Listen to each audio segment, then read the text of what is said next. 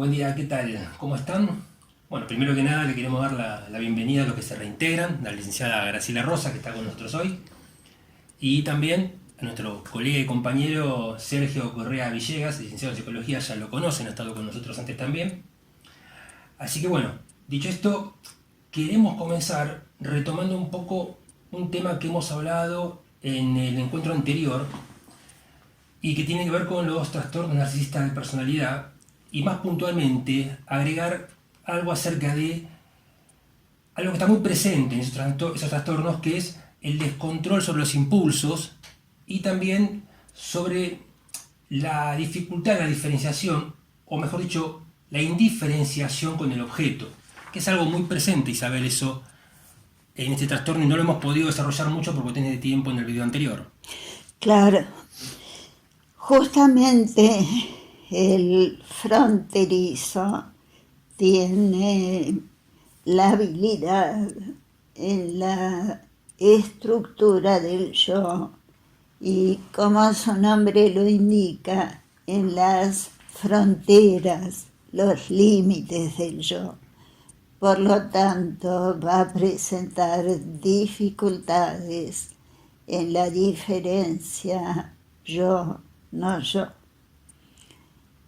Eso desde luego trae enormes dificultades en las relaciones objetales.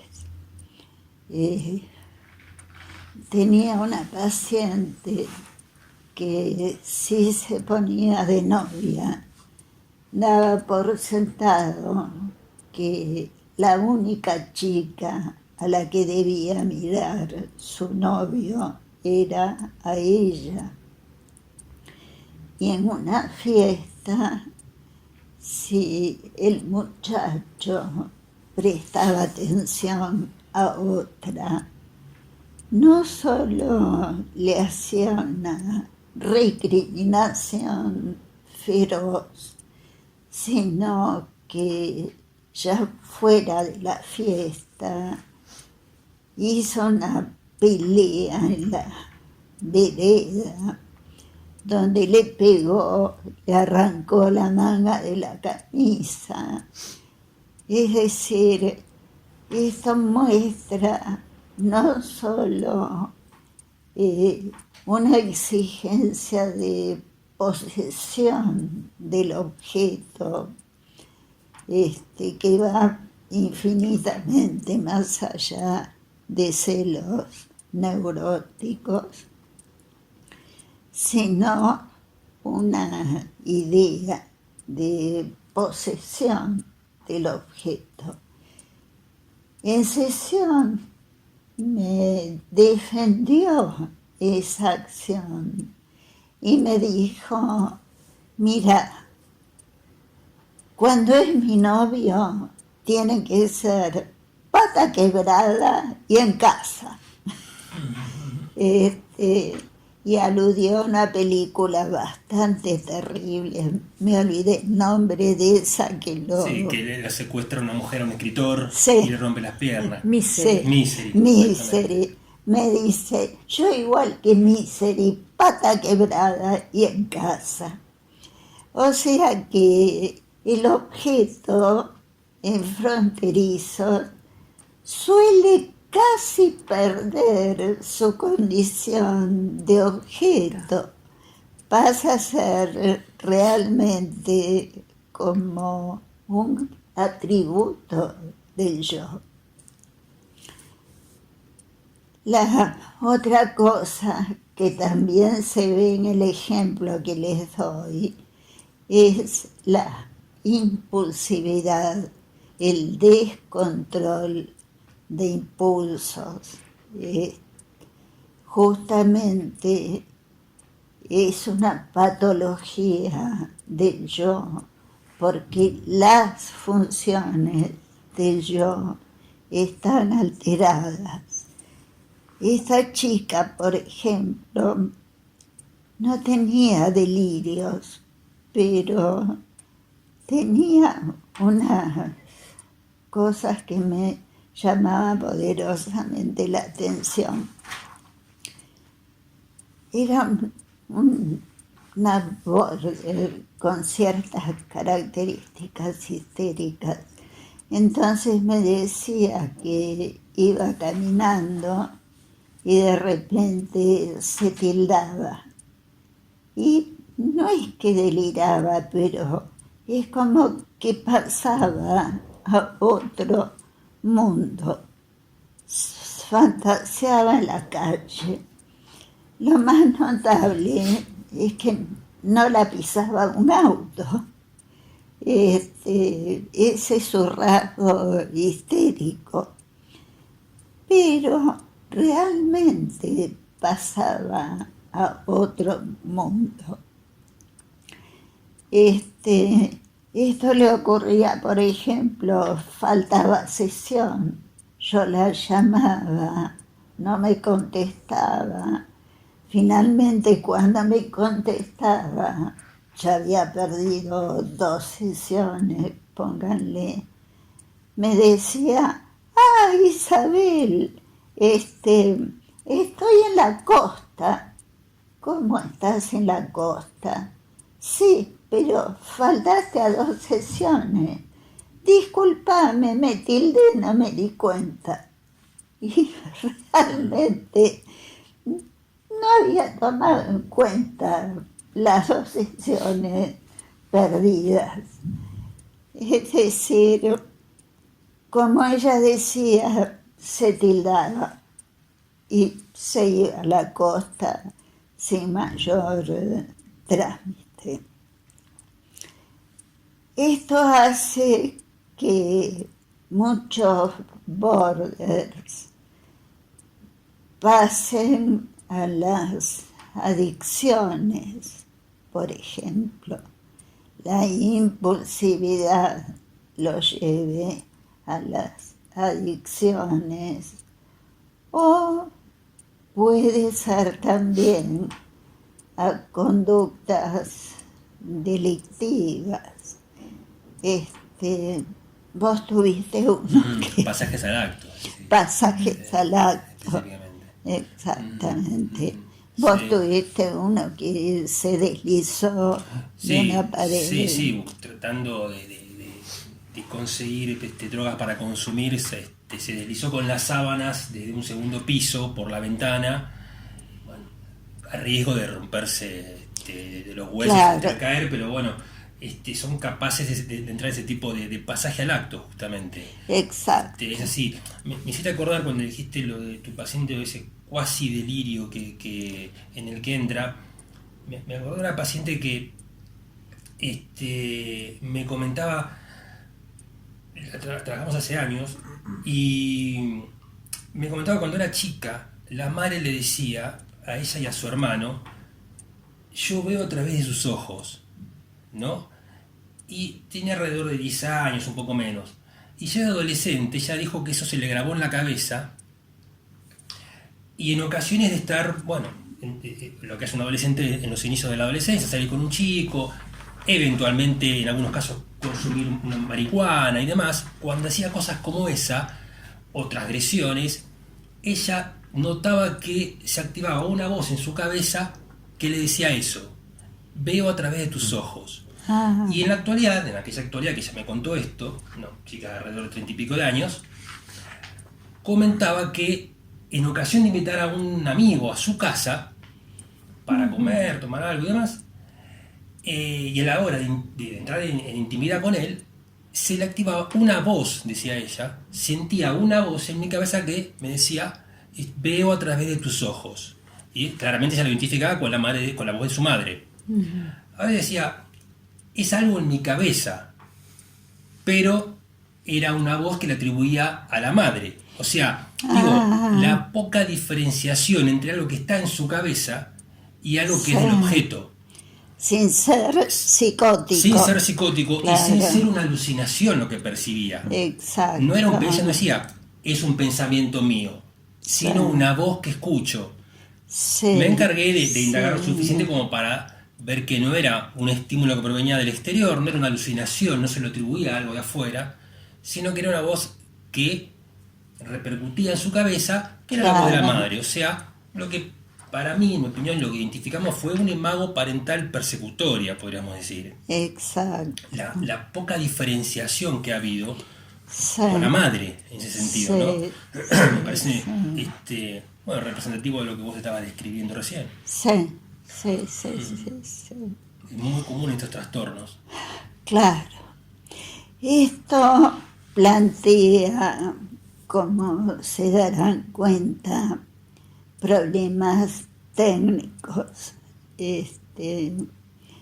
Acá queríamos plantear que hay cierto esquematismo que proviene de las instituciones psicoanalíticas APA y IPA en definir al psicoanálisis como el psicoanálisis de los neuróticos. APA sigue sosteniendo, aunque no lo haga en realidad, que la definición de psicoanálisis son 4 sesiones donde el proceso psicoanalítico se va a dar finalmente en transferencia. Esa es una definición absolutamente formal de psicoanálisis. Realmente no la cumplen interiormente. Es una definición que llega a la transgresión interna de que se cumpla así.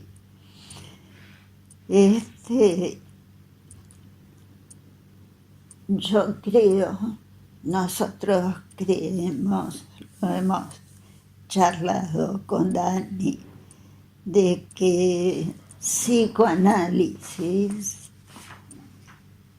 es la aplicación de la concepción del aparato psíquico con las transformaciones que ese aparato psíquico sufre en las diferentes psicopatologías. Por lo tanto, sigue siendo psicoanálisis el psicoanálisis que comprende a un aparato psíquico psicótico, border, neurótico, con las adecuaciones que debe hacer a esas formaciones psicopatológicas y que no puede definirse por la cantidad de sesiones y tampoco por si se da sistemáticamente la transferencia, porque no es así, no se da sistemáticamente toda la patología en transferencia, ni siquiera en la neurosis. Me parece muy interesante lo que aclarabas porque nos da el psicoanálisis una amplitud suficiente para poder encarar las diferentes variabilidades de la estructura que tiene el aparato psíquico. Exacto. Que implica modificaciones o adaptaciones de la técnica, sí, es verdad. Uno no va a intervenir con un neurótico, mejor dicho, no va a intervenir con un sujeto con un trastorno narcisista del mismo modo que interviene con un neurótico. Exacto. Lo hace teniendo en cuenta lo que se pone en juego en la sesión desde la concepción de la teoría.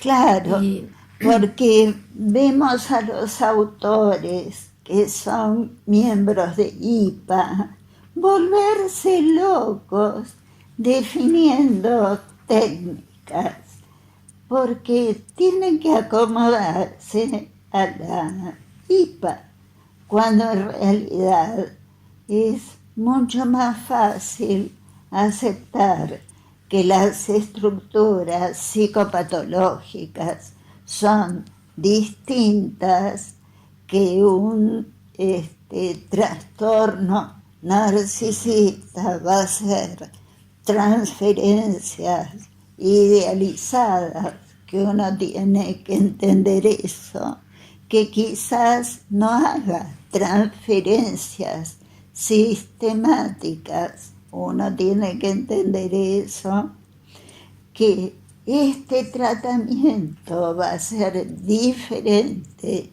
al tratamiento con un psicótico y ni siquiera el tratamiento con un neurótico es un tratamiento en el cual, como quieren sostener, todo se da en transferencia. Entonces, vuelvo a repetir, hay muchas cosas que se sostienen porque la institución psicoanalítica ha sido incapaz de sostener al psicoanálisis como paradigma teórico. Entonces, trata de sostenerlo como esquema pseudotécnico. Lo que está a la base de lo que decís es toda la teoría respecto de la psicopatología, ¿no es cierto? Eso unido al análisis del analista, ¿no? Claro, para completar. Claro. Y así también podés... Ojo, yo creo que es necesario Claro. el análisis del analista, claro. No como ellos sostienen. No. Como un didacta de cuatro. Claro. No. Claro. Perdón, y además esta conceptualización te permite operar en las distintas, por ejemplo, en grupos, en parejas, claro. En situaciones, a veces una sola intervención, no es que el psicoanálisis no se define, es una forma de mirar y de conceptualizar. Exacto. ¿No es cierto? Conceptualizar fundamentalmente, lo cual supone una teoría, que es lo que no tienen en común los miembros de IPA. Uh-huh. Fundamentalmente es eso. No, y iba a plantear que también retomo esto que dices, en función de la técnica psicoanalítica, está también muy bueno pensar la cura, la Durkheim-Beitung, la perlaboración, digámoslo, se presenta distintamente como en las distintas constelaciones metapsicológicas, ¿no? Claro. Cambia la perlaboración. Y sí. En los cuadros diferentes, claro, decís. Exacto. Claro, es distinta la posibilidad de pensamiento, uh-huh. de un fronterizo, de un psicótico, a la de un neurótico. Uh-huh. Sí. Pero en todas tendemos a la Durkheim-Beitung. Uh-huh. Es decir, pasar de lo disgregado a lo organizado, de lo inconsciente a lo consciente, de lo que no está mentalizado, porque ese es otro descubrimiento actual, a lo mentalizado, ¿no? Por ejemplo, lo traumático es algo que no alcanzó nivel de psiquicización. Entonces, ahí, ¿qué es la Durkheim-Beitung? Lograr que eso que se repite como vivencia logre ser representación. Claro. ¿Mm? O sea, cada elemento patológico debe ser revertido en su propio mal. Bien. La propia estructura deficitaria que sea transformada. Claro. Si el psicótico hizo retracción, no es hacer consciente lo inconsciente, es reorganizar lo que se desorganizó. Claro. Pero queda claro que para eso, justamente, según nuestra visión, alcanza con la complejidad que tiene la teoría psicoanalítica, ya que eso nos permite determinar con qué niveles de intervenciones vamos a trabajar, con qué niveles de interpretaciones vamos a trabajar, y lo que, como decía Graciela también, lo que vemos, lo que observamos con esa teoría. Es que ese es el gran problema del psicoanálisis, por eso el título general de estos videos es Freud desconocido, o sea, el paradigma freudiano, la teoría freudiana como gran teoría es desconocida. Entonces estamos en un gran menjunje de categorías, aportes desordenados, y ese es nuestro problema. Lamentablemente. Así. Sí. Creo que hemos logrado aclarar lo que queríamos aclarar y agregar sobre el encuentro anterior. ¿Faltarían más cuestiones técnicas o están terminadas? No sé si quieren agregar ¿Vos más. querés algo No, más? pienso que no, pero por las dudas les preguntaba, no. No, técnicamente queríamos decir esto, sí, que la técnica tiene que seguir a la estructura psicopatológica, así como Melanie Klein se adecuó a la mente de los niños, ¿no? Y nos adecuamos a las parejas. Es otra Durkheim, si es pareja, si es grupo. Pero eso es distinto a lo que hemos encontrado en algunos autores, por ahí para dar un ejemplo más específicamente como Kohut, por ejemplo, que contrariamente a eso, él lo que dice, si bien cree, y coincidimos en esto, que son analizables el tipo de paciente que estamos hablando acá en este momento, si bien son analizables, lo que haría falta, según su visión, es una psicoterapia que no es necesariamente psicoanálisis, según él lo aclara en uno de sus libros, sino una psicoterapia imbuida de espíritu psicoanalítico. Yo recuerdo que lo dice así específicamente. Claro. ¿Qué sería? Pero... Bueno, sería trabajar con el método que da él a la hora de observar con los conceptos que él muy atinadamente articula, porque es verdad, es muy interesante los conceptos que propone y agrega, que son las transferencias idealizadoras, las transferencias especulares, idealizadoras, fusionadas. Pero esos son aportes al psicoanálisis. Ese es el problema que decía antes. Sí, tal cual. Creen que psicoanálisis es la técnica del aparato psíquico neurótico. Claro. Entonces, no, es un desastre creer eso. Exactamente. Claro. El aparato psíquico no es el aparato psíquico del normal ni del neurótico. Es la teoría del aparato psíquico que debe ser variable según la psicopatología. Y que se modifica en la emergencia que hay entre las estructuras, entre la articulación de lo social con lo cultural, Claro. en un momento determinado. Si, tal como lo creó Freud, podemos definir aparato psíquico, psicótico, si podemos definir aparato psíquico, psicótico, ¿cómo no podemos Trabajar definir un aparato psíquico. vos? Claro. Es mucho más sencillo definir aparato psíquico border, que es psicótico. Es terrible el lío que se hacen, ¿no? Es que Kohut piensa que fundó una nueva psicología, la psicología del yo.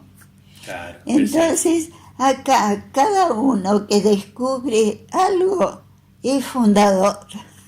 No, tal cual. Y aparte cree que los psicoanalistas no sabemos trabajar con una posible fragmentación del yo. Claro, no sabemos qué hacer si el paciente entra en regresión. claro. Una reacción muy fuerte estoy hablando, ¿no? Por eso inventan el self, para separarse del yo freudiano, Cuestiones que ya hemos hablado en que este video, estuvimos justamente. hablando. Sí. Bueno, no sé si dicho esto, podemos pasar al tema de hoy. Nos quedan 3 minutos. ¿Podemos Y ver cerrar, en 3 ¿no? minutos No. afecciones psicosomáticas? No. No, sí, podemos hablar algo. Adelantar. Me gustaría adelantar. Una introducción.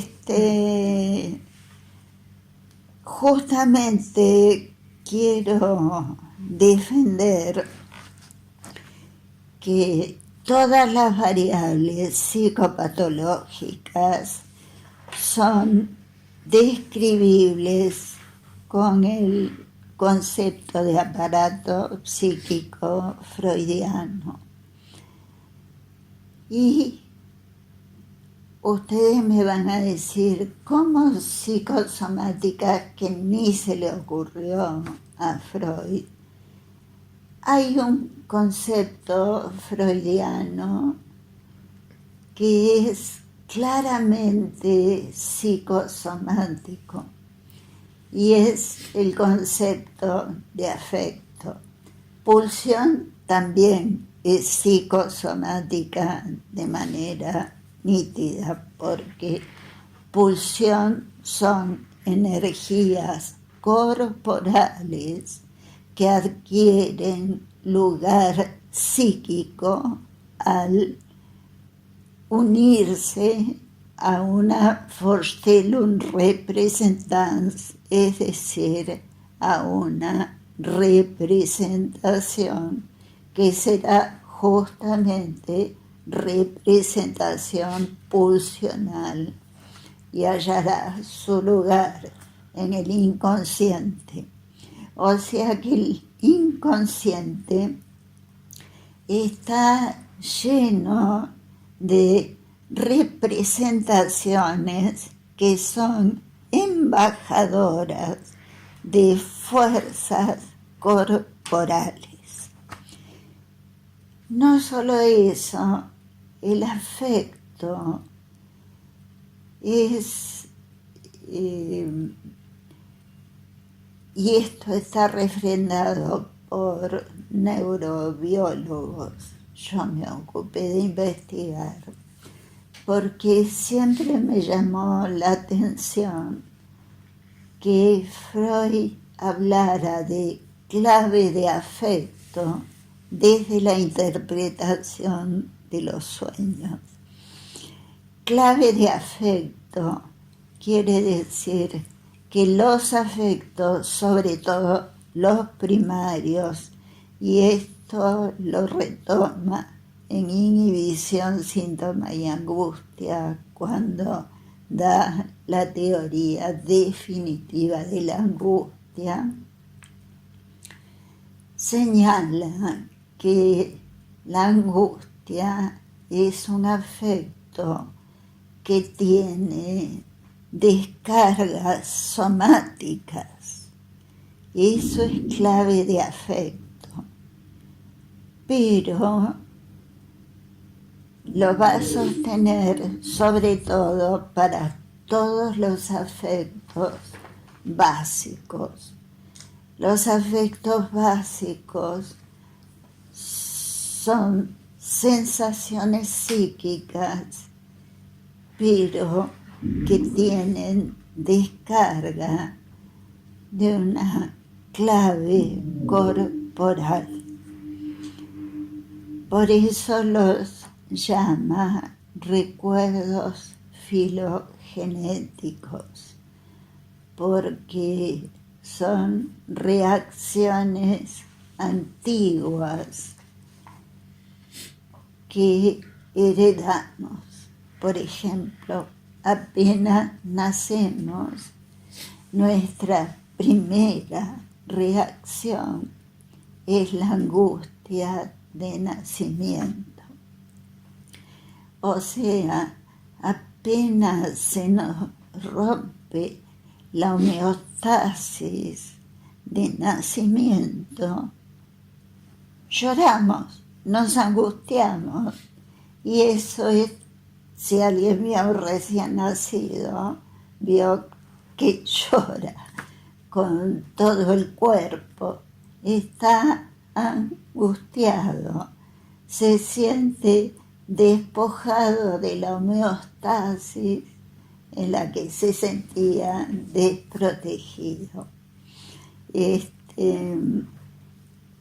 La esposa de mi sobrino, que ahora se ve a los fetos por, ¿cómo se llama la máquina? Bueno, se ve a los fetos en cine. ¿Ecografía decís? Esa. Dice que se lo puede ver hasta cuando come comidas que no le gustan. Dice que si come algo que no le gusta, hace señales de asquito. El fetito. Sí. O sea que me sorprendió gratamente, porque se ve que a cierta edad el feto ya tiene reacciones emocionales. Mira vos. Sí. Gourmet, el bebé. Sí, exquisito. Exquisito. Sí. Bueno, entonces en el próximo video vamos a afrontar psicosomáticas. Como de costumbre, esperamos sus preguntas y pónganos like. Si les gusta. Si les gusta. Sí. Bueno, nos vemos la Sí, próxima entonces. la próxima. Chao. Chao.